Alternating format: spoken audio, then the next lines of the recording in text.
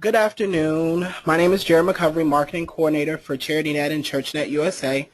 Today we are speaking about grant writing and grant development for nonprofits. Our facilitator or key speaker today is our Director of Nonprofit Services, Melanie Swift. Melanie Swift is experienced in all aspects of nonprofit administration and mission-focused management, including grant writing, resource development, volunteer recruitment and retention, strategic planning, and IRS tax law compliance for both public and private nonprofit organizations. Melanie received a Bachelor's of Arts in Psychology with a minor in Criminal Justice, as well as a Master of the Arts in Nonprofit Management, both from the University of Central Florida. Participants, please remember that we will ask for questions at the end of the webinar, but you are more than welcome to post them throughout, and the webinar link will be sent to participants afterwards. Thank you, and here is Melanie Swift.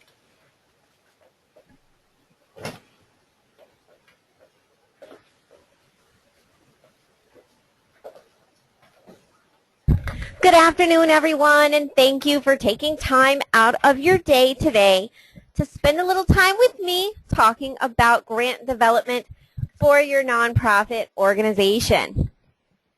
So, as Jared had already said, feel free to enter questions into your question box anytime you think of them throughout the presentation, and at the end I'll go over as many as I can. If you think of questions later, I will be sharing my contact info with you at the end of the presentation today.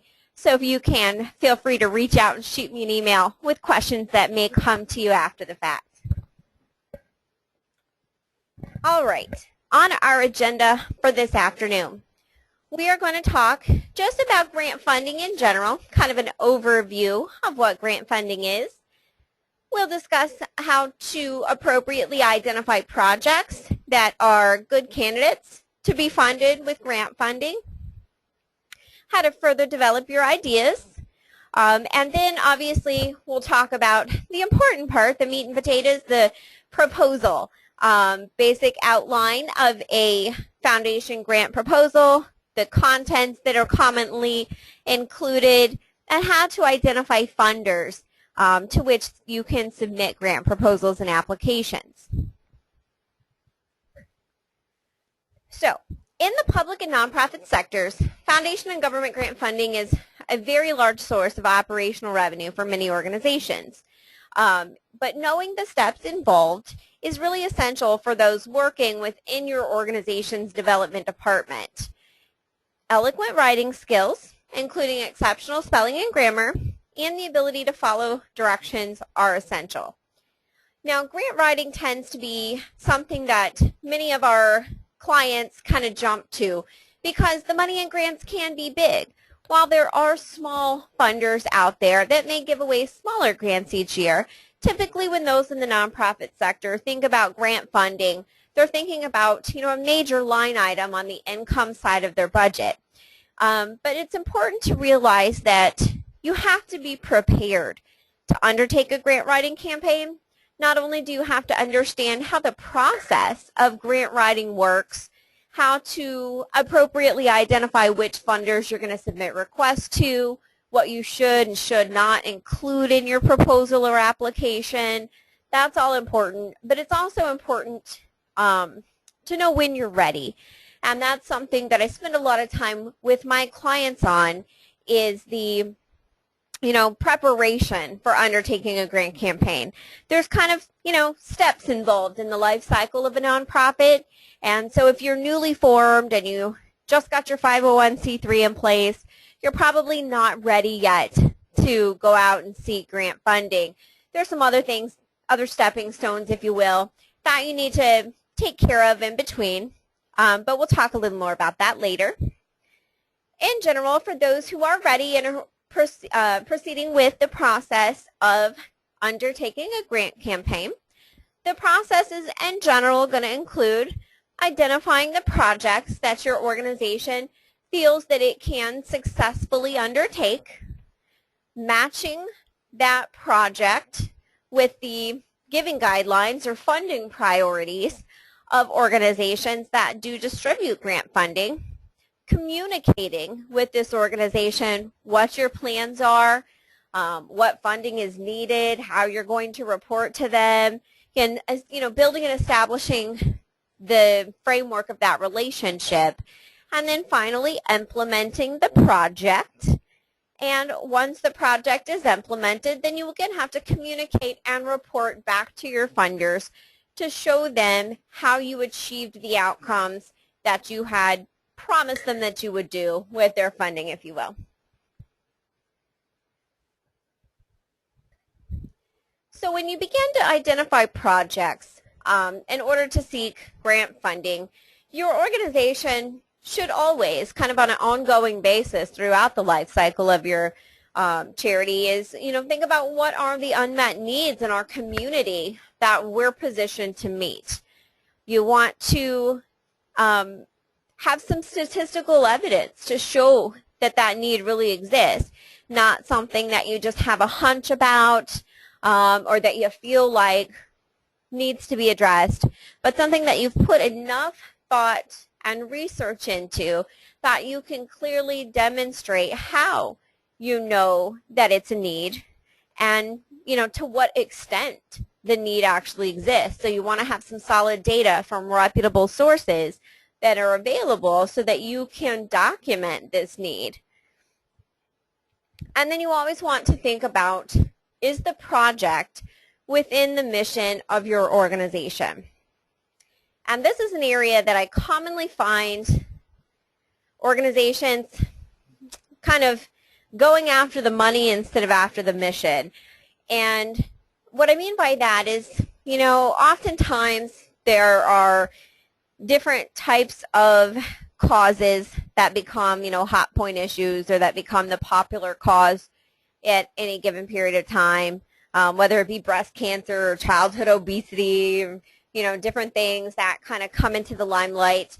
And a lot of funding opportunities will open up for those types of causes. In addition, government funding agencies typically will make funding available based on needs that they have identified in specific communities, and they'll publish notices to the public that funding is available to support programs that address that need. And a mistake that I see nonprofits commonly making is that they hear about this funding availability, and it may not be a program that they really are already doing, that they have the resources to do, or that even falls within what their mission and approved exempt purpose is, but they want to develop a completely new program, initiative, or change their mission in order to go after the money that's available. And that's kind of like the opposite of the way that grant campaigns should be undertaken. Your organization should have a very solid mission in place, have a strategic plan for how it is going to address its mission, alleviate whatever condition exists in the community that the organization was established and approved to address, and then seek out funding that meets their mission, not try and change your mission to follow the funding. You also want to always think about what is a reasonable scope for the project. So that is where you really kind of have to look internally and decide how much of the need that exists are we able to handle. There may be a very, very large community need that you've identified, and it falls within your mission, and your approved purposes are to alleviate this specific condition or, address this specific cause. But every organization has to know their own limitations and know, what outcome they're able to successfully create. Because if you try and overachieve and go outside of the scope of what is realistic for your organization to accomplish, then you're not going to achieve the outcomes that you anticipate, and likely that's not going to make the funders that gave you money for that very happy, and it could eliminate your ability to receive funding from those funders again. And it's always good to try and keep the funders that you already have, because you don't have to develop new relationships with new potential funders. So when you're developing your projects, it's very important that you develop them with a size and scope and budget that's reasonable for your organization.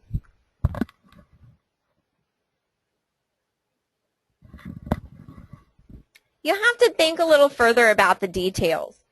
Once you decide, kind of in general, what project is that you would like to seek funding to undertake, and how that really relates to the needs in your community and the mission of your organization, then you have to really put some brainstorming into the specifics. Unlike when you apply for your 501c3 and you're providing the IRS with kind of a general narrative that describes projected plans of what your activities will include, when it comes down to developing a grant proposal, you're kind of married to what you put in that proposal. It's a commitment you're making to the funders that you present it to. That's how you're going to implement your project, and those are the outcomes that you're planning to achieve, and this is exactly how you're planning to spend the money they give.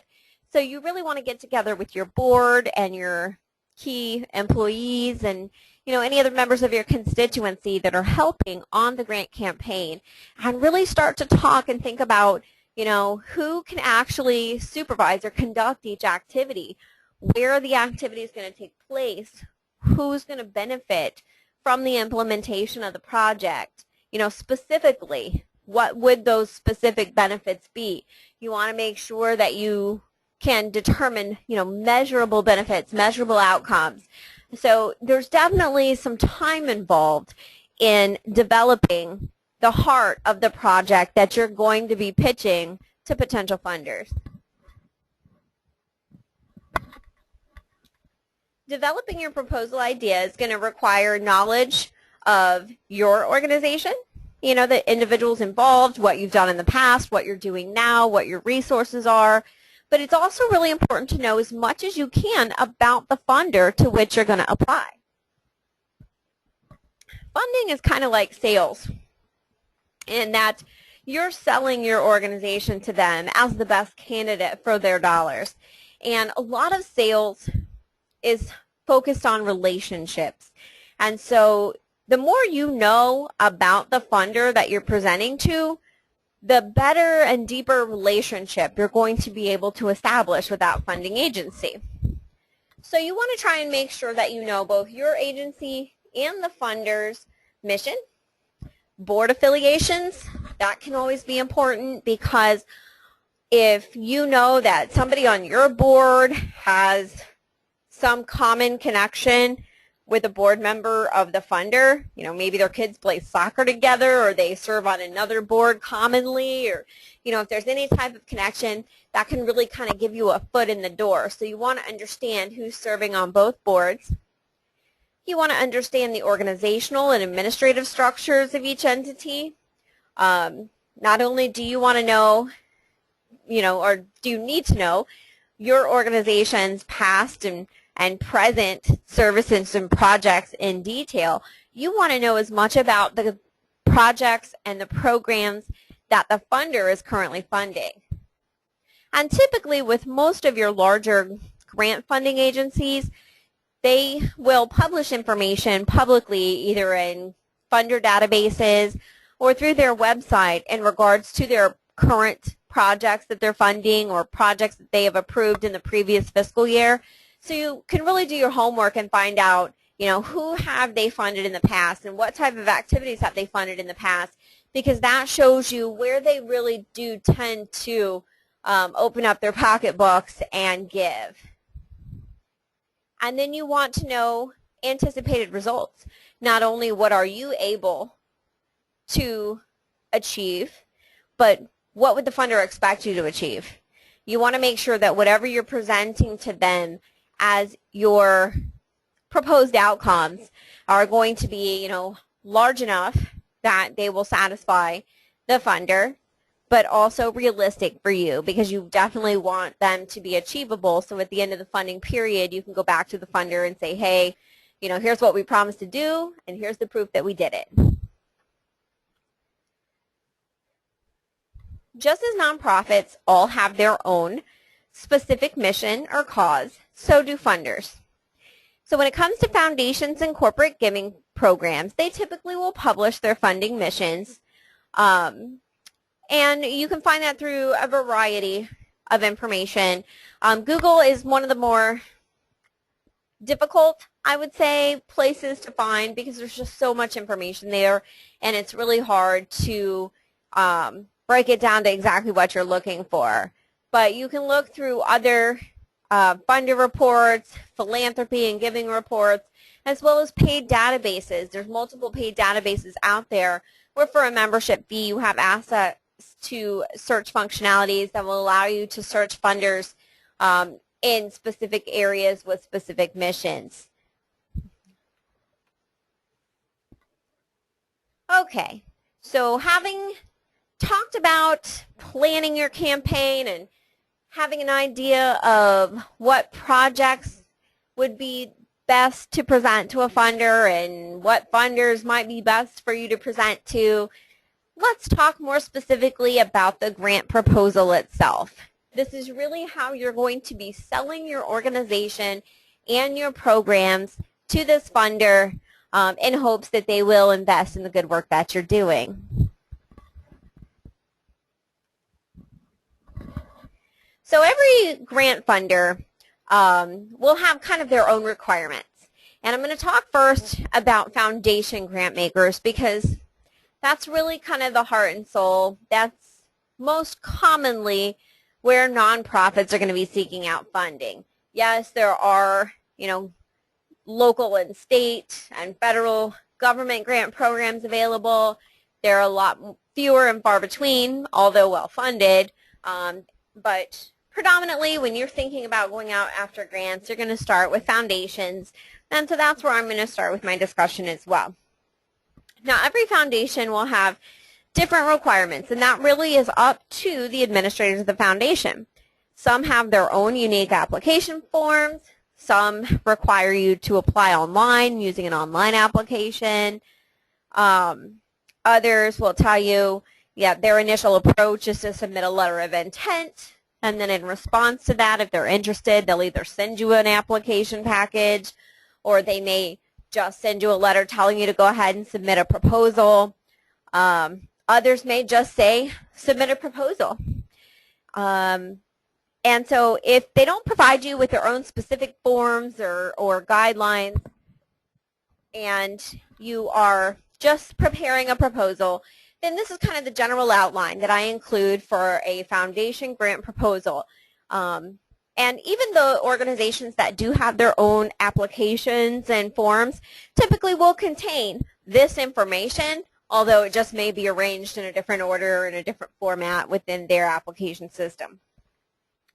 So the proposal is typically going to have an executive summary, which is kind of a overview of the contents of the whole proposal, an introduction where you would explain the background of your organization, a need statement or problem statement where you're providing statistical evidence of the need that your programs are being established to address, objectives, methodology, or all of the details of how you're going to accomplish things, evaluation techniques, describing how you will evaluate your program and its outcomes, sustainability, description of how you plan to continue to be able to fund the initiatives once the funds from this particular funder have been exhausted, and then finally the budget that takes everything that you've said in narrative and puts it in dollars and cents for the funder.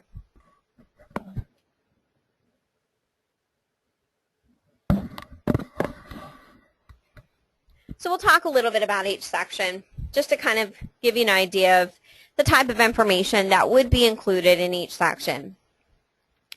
The executive summary is always the last section of the proposal that I write, although it appears first in the outline.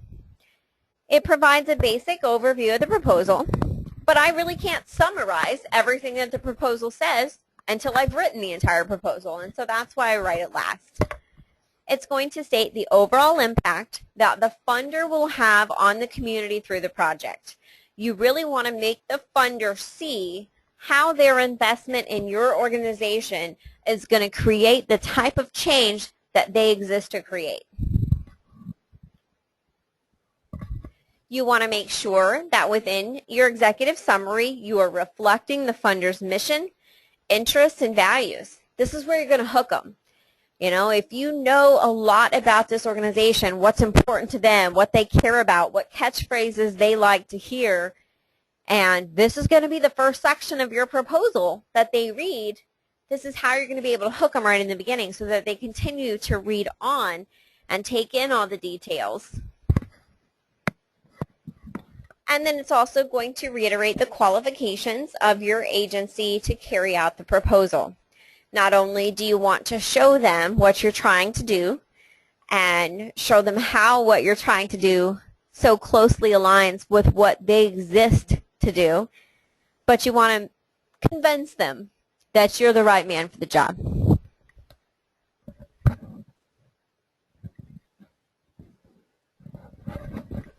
The introduction, which I commonly entitle organizational background, is really used to introduce your organization to the funder. You may require less information here if the funder organization has been funding you for many years and they're familiar with your history. But if you're a new applicant, you've never been funded by this funder in the past, then you want to give them as much information as is necessary to really show them your background. In this area, you're going to have the opportunity to discuss what the organization's major accomplishments have been in the past, previous outcomes, how you have funded the agency previously, if you have received major grant awards in the past from other foundations. This may be a great place to mention them because you want to be able to really let the funder get to know you. Not only explain to them what your mission and vision and values are, but also how well you've operated in the past, how many people you've served for how many years, and at what level. Funders really are interested not only in, you know, what you're doing, but the degree of change that is resulting as an outcome of your programs, and they want to be comfortable that you have solid financial management skills. So if you have had grant funding awards in the past, that's why it's good to mention them here, because that shows them that you have successfully managed grants from other foundations previously and been able to allocate the money appropriately and be successful. The needs statement defines the community need to be addressed. This is probably the most critical section of the proposal because this is where you're demonstrating to a funder why your project even needs to happen. It is going to establish clear statistical evidence that the need exists in your community. This is where you're going to be utilizing reputable sources of information, whether it be, government or university research studies. You want to be able to cite the sources of your info and tell the funder specifically, what the current need is. If you're addressing homelessness in Orlando, Florida, you should be able to describe to a funder, what percentage of the population is housing insecure, the number of homeless individuals there are on any given night in Orlando, the number of beds that are available for sheltering homeless individuals on any given night in Orlando, how many of those homeless individuals are children. All the statistical information that you can come up with, you want to be able to provide to the funder in your needs statement or problem statement. And you want to make sure that you have references that cite the source of the information. The most common mistake that I see when it comes to the needs statement is information about the organization's needs. Oftentimes I read proposals that were written by others, and I find that in the needs statement they're like, well, we need a new building because currently we can only do this, and with a new building we'd be able to do that. The needs statement should never be about you. It should always be about the existing need in the community. The fact that you're applying for the funding and you're going to show them how you will address that need and to what degree with your programs makes it obvious that your organization has a financial need. But you definitely always want to make sure that the focus in the needs statement stays outside of your organization.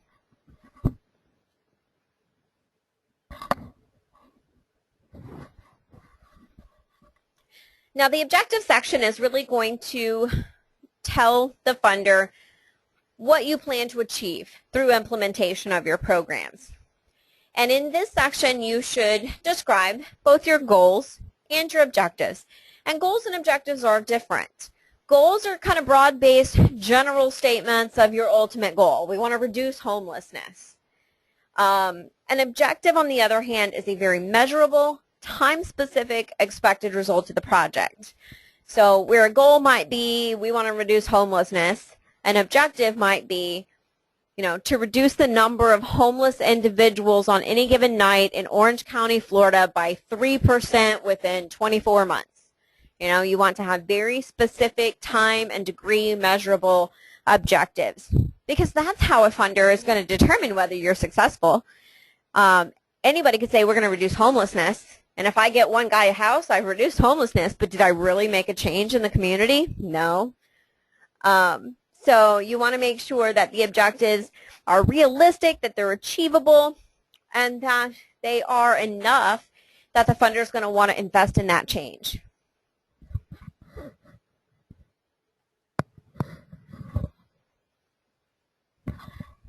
Okay, now the methodology is kind of typically, for me, the longest section of the proposal because it's going to be the most detailed.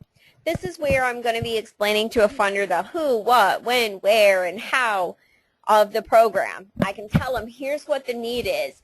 Here is the degree of change that we feel that our programs can make in that need. And then the methodology is exactly how you're going to do it. This is where you're going to tell them all the details so that they can envision in their mind's eye as if you were operating this program for them today. The funder should be able to tell, after reading the methodology, how you'll be spending all the money you're asking for. It paints a detailed picture of the project, and it's going to ultimately tie very closely to your budget. So I should almost be able to lay my methodology section and my budget right next to each other, and they would just tie together. Because as I'm describing things in the methodology, I should be able to, as the reader, understand, oh, here's where the money's going here, here's where the money's going there, oh, we're paying this, we're leasing that. And so the two sections tie very closely together, one, however, narrative, and the other numerically.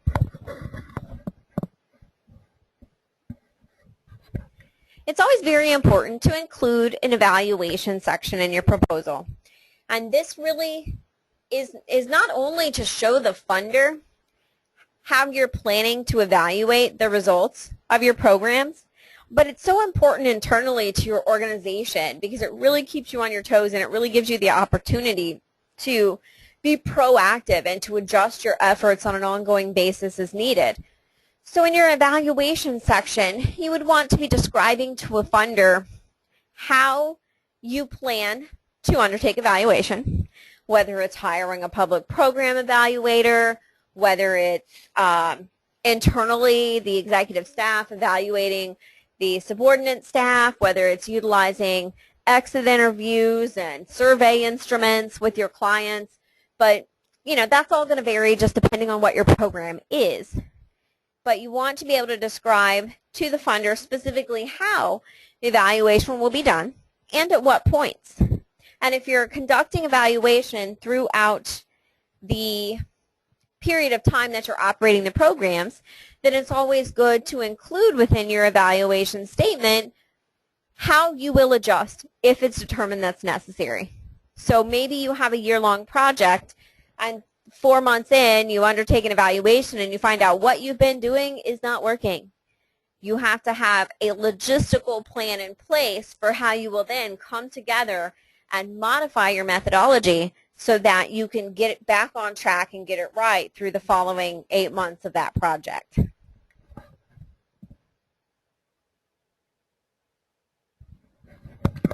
Sustainability is your future funding section. Funders are very interested in knowing how you will continue to build upon the program that they funded and continue it and grow and improve and create more and better outcomes throughout your life cycle, because no funder wants to fund you forever. But they don't want to fund you for 1 year and then find that their money was wasted because the program fell apart after that year. Don't come back and ask me for money again year after year. I want you out there and involved in diversifying your fundraising plan and finding funding from other sources. But I also don't want to fund you for this year and then find that you didn't do anything to develop future sustainability and you have to close your doors. Because then as a funder, I feel like my money could have been better invested somewhere else where it would have just been, a one-off for a program that would have been around a long time. The sustainability section should provide a specific plan for the future of funding for the project and your organization as a whole. And basically you're explaining how everything will continue to serve your target audience once the funds that you're requesting in this one specific grant proposal or application have been exhausted.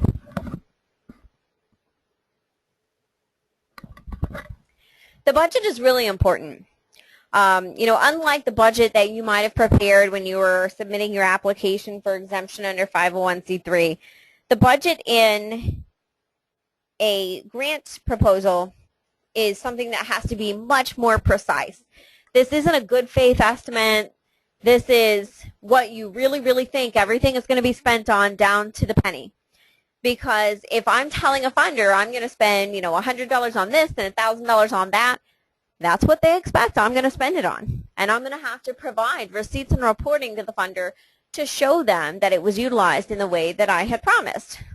Also, you want to make sure that you've spent a lot of time in preparing your budget so that you have checked and double-checked everything, that you have actual, quotes on costs for things, and realistically what it's really going to cost once you have the money in your hands, and that you have remembered to include any potential expense that you might incur.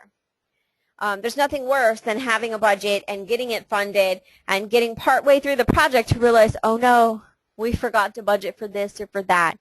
Now where will we get the money? Where do we pull it from? What will we have to sacrifice? So it's very important that once you have fully developed your program and methodology, that you take your time to develop a budget that you are committed to, that is as close as possible to what you would actually spend if you had your money in your hand to spend right now.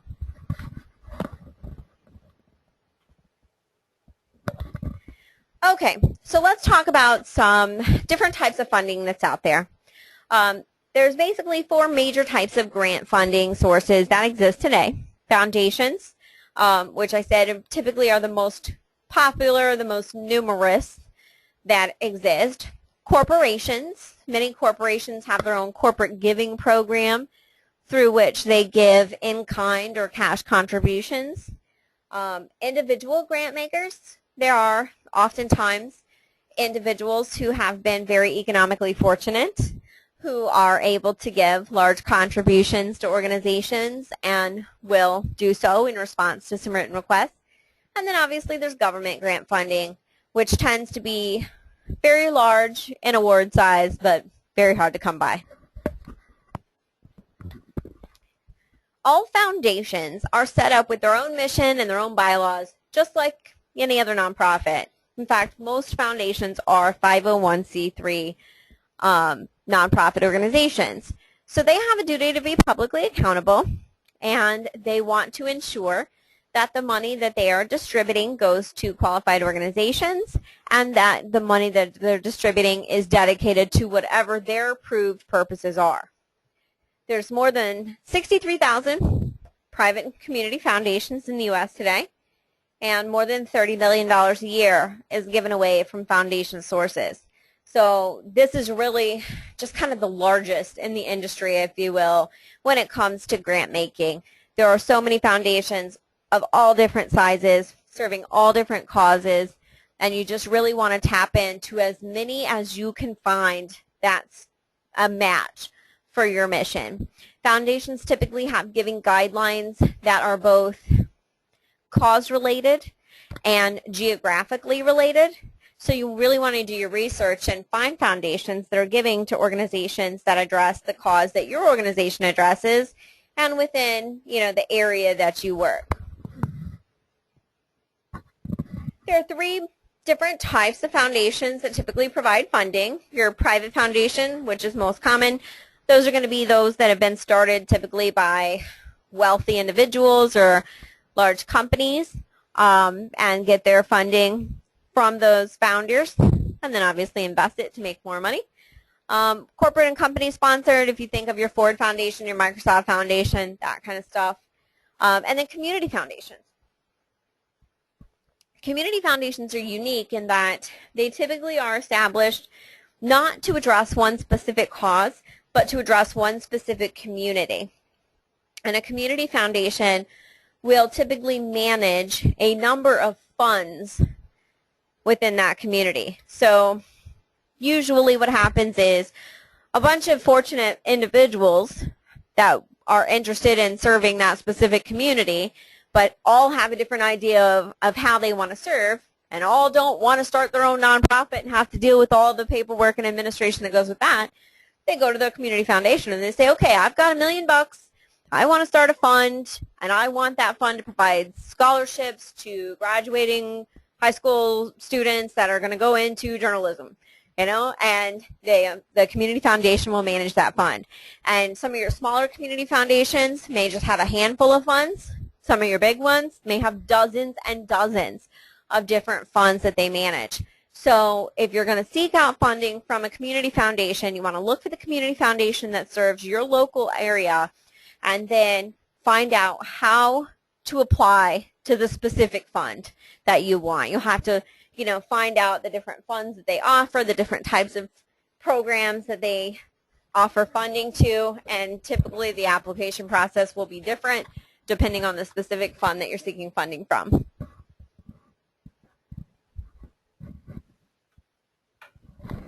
Corporate foundations, as I said, usually are affiliated with a large company. They have the approval of its corporate board of shareholders.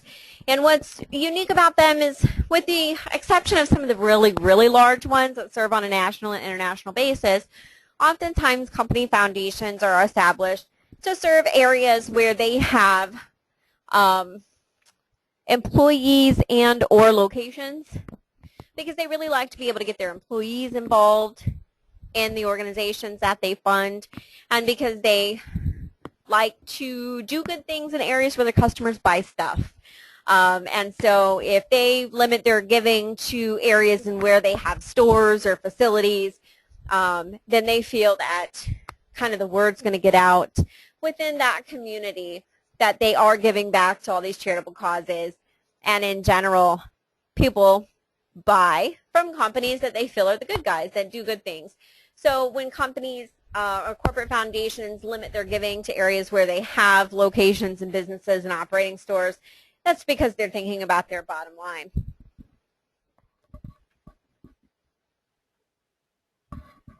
Now, it's also possible to get funding directly from corporations as opposed to actual company foundations. So sometimes your larger companies will actually establish a 501c3 charitable organization that is a foundation registered with the IRS, whose specific purpose is to fund whatever their mission is. Other times, companies have not established a separate entity, but just in general, they will give certain amounts of money or in-kind, non-cash gifts of their products or services to nonprofits, and usually that's in return for some type of marketing or promotion recognition. So if you're not 100% ready to pursue grant funding, a great stepping stone is to undertake a corporate sponsorship campaign where you can go to corporations directly and request that they fund you either with cash or with in-kind gifts, and tell them, how you're going to benefit them in return for their contribution. So that may be, publishing their information on your website, on your newsletter, social media, banners at events, things like that. Because for them, it is, additional marketing. Not only are they giving to an organization where they can alleviate their corporate tax burden because their contribution to your organization would be deductible from their bottom line, but also it gives them the ability to feel like they are being marketed well within the community.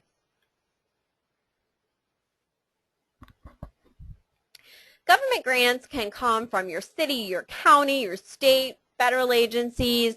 It really just all depends on the type of programs and government budgets where funding will become available and for what purposes. There generally are 3 different types of government grants: block grants, programmatic grants, and discretionary grants. Programmatic grants are typically most common. They're grants that, the government agency makes a certain amount of funding available to fund programs in a specific area. Programs that provide, adult literacy, or that provide green initiatives to reduce, carbon emissions, things, this and that.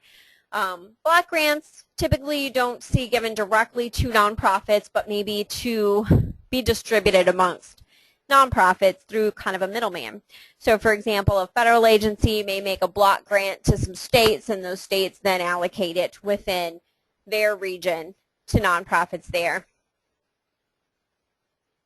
Government grants, I would say, are definitely kind of a later in your life cycle type of funding, just because, in order to be eligible for and to be successful in receiving a government grant, you really have to have some success under your belt, a solid period of time in successfully operating a program in the arena that the government is looking to fund, some substantial financial resources that you have successfully managed in the past. And oftentimes government grants have a match. I see it a lot in federal grants, what they call a non-federal match. And basically that, for every dollar they give you, you have to prove you have already raised X amount. And common, that's 25%. So, if you're going to ask for $1 million from the federal government, they want you to show you already have $250,000 sitting in the bank waiting to match it. So, government grants come later in the life cycle. Every single application is going to be different. Most commonly, just the instructions for the program and for applying tend to range 50 to sometimes 80 pages or more in length. So you really have to be ready to even think about the government grant arena. So in summary, always remember the most common things. Obviously, spelling, grammar, and formatting are essential. When you are applying with grant funders, you want to follow directions closely. When it comes to printing, binding, number of copies, it's real easy to eliminate applicants for not following directions. If I'm a foundation and I only have 2 grants to give away and I have 200 applicants and I need to sort that out, I'm going to start by weeding out the ones that couldn't follow my directions and how many copies I wanted or how I wanted you to staple or paperclip or bind your application. It's important that you prepare for rejection because grants is a numbers game. You're going to apply to a lot more than you receive awards from. But the whole idea is that you have the materials available and that you're continuously identifying additional sources and applying all throughout the year because you're going to get a lot more no's than you do yeses. Okay, I am going to see if I have any questions in my question box to answer at this time. But before I do, I just want to touch on, if you need any assistance with preparing your grant campaign, getting your 501c3, developing a corporate sponsorship campaign, getting your strategic plan written up, your website developed, your logo designed, any pretty much of the administrative stuff that you may not have a full-time staff to be able to handle, we can offer all those services for you at a low cost. And our whole idea here at CharityNet is basically to kind of be a back office that can handle all the administrative aspects of your nonprofit organization so that you can remain focused on fulfilling your mission. Oh, touching on my one upcoming webinar, last webinar of the quarter. We kind of ran over into second quarter, but for the last webinar for the series is going to be on Wednesday, April 22nd.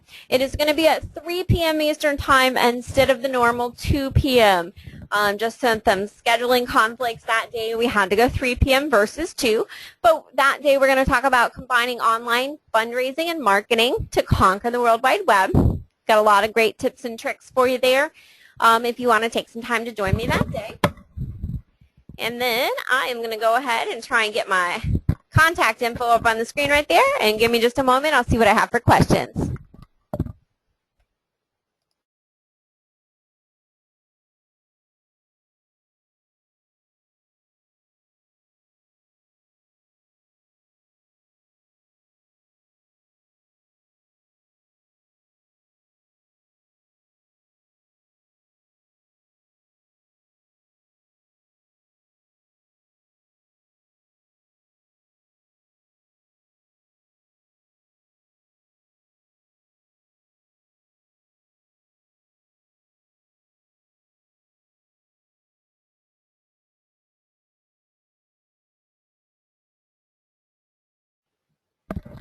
Okay, I have time for a couple of quick questions today, and like I said before, if you think of any questions after the fact or I didn't get to your entered question live, then you can feel free to go ahead and shoot me an email at melanie@bizcentralusa.com, and I will go ahead and answer your questions via email. First of all, we always have the questions in regards to whether copies of the slideshow are going to be available later. Yes, for sure. In case you joined us late, once we complete the presentation, my marketing department will convert it to a video, and it will be sent out to everyone that registered for the webinar today. So you will be receiving a copy that has not only the slide presentation, but all of the audio as well. And that usually comes out within about 48 hours from the completion of the webinar. I had a question in regards to what are a couple of the paid services to find grant funders. There are several out there. I guess a couple of the most common are going to be Foundation Directory and Grant Station. Of the two, Foundation Directory is my preferred database. I've used several different ones. I find that the Foundation Directory is the one that I use most commonly. The functionality to me is most efficient and user-friendly. Grant Station is not quite as costly as Foundation Directory, but I also find it to be less user-friendly and have less results in the actual database. I have a question in regards to how many grants you should apply for the same project. And there isn't, a hard and fast number for that, but I would say that many, many more than you actually need to fund you. If you have a $100,000 budget and you're asking $10,000 a piece on each request, you definitely want to submit more than 10. If you need $10,000 awards to fully fund your project, you probably want to submit 30 or 40. Just many, many more than you need, because really the positive award rate when it comes to foundation grant funding is somewhere around 17 to 20%. So you're only going to get a positive award on about one of every 4 to 5 that you submit.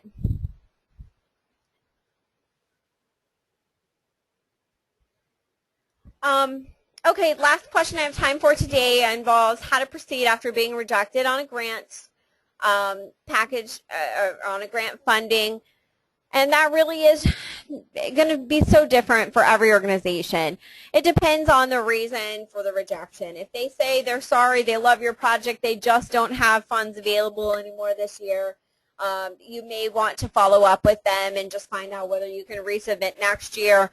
Contact the individual that sent you the letter, see if they have any suggestions for what you could have done differently in order to be more successful, so that you can tweak your project and potentially reapply to them in a future year. Grants are a lot about relationships, so I typically recommend that you, reach out to and try and develop relationships with funders before you ever apply to them, or shortly after you do apply, and that even if they reject you, you continue to build that relationship, because there will be subsequent funding periods, and there's nothing that would prevent you from applying to a funder in a subsequent year, and you want to maintain and build that relationship as much as possible. Okay, I am going to wrap up for today. Like I said, if anybody has any additional questions, whether it's about grants or about any of the other services and products that we offer, feel free to go ahead and shoot me an email at melanie@bizcentralusa.com, and I will get back to you as soon as I can. Everyone have a wonderful day.